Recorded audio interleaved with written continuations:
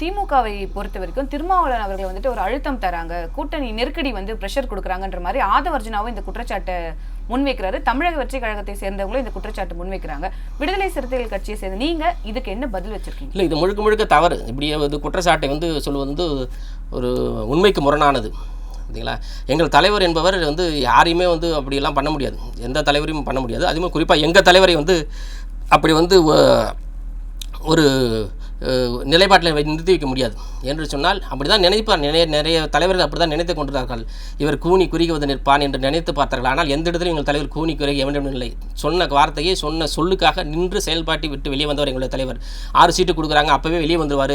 இவருக்கு 10 சீட்டு ஒட்டுமொத்த தமிழகமே இங்கே போன தேர்தல், சட்டமன்ற தேர்தல் விடுதலை சிறுத்தைகள் 10 சீட்டுக்கு மேலே தரணுன்னு கையேந்து நின்றுச்சு. நாங்கள் விடுதலை சிறுத்தைகள் சொல்லலாம், தமிழ் மக்கள் சொன்னாங்க.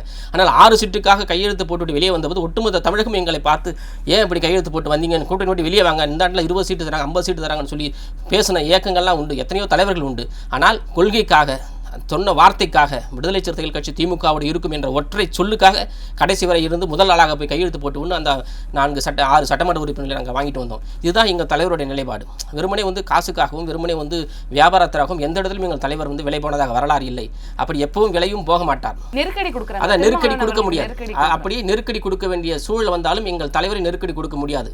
வேறு யாராவது நெருக்கடிக்கு ஆளாகலாம். எந்த இடத்திலும் நெருக்கடி கலைஞராலே எங்கள் தலைவர் மீது நெருக்கடி கொடுக்கவில்லை. ஜெயலலிதாவால் எங்கள் தலைவருக்கு நெருக்கடி கொடுக்கவில்லை. ஸ்டாலினால் கூட எங்களால் தலைவர் நெருக்கடி கொடுக்கவில்லை. வேறு யாரால் நெருக்கடி கொடுக்க முடியும் என்று சொன்னால் அவர்களை நாங்கள் அண்டி இருந்தால் நீங்கள் வந்து எங்கள் நெருக்கடி கொடுக்கலாம். நாங்கள் எந்த இடத்துல நாங்கள் அண்டிலையே, எதற்காகவும் நாங்கள் அவரிடம் கையேந்தவில்லையே, யாருக்கும் கையேந்தவில்லையே.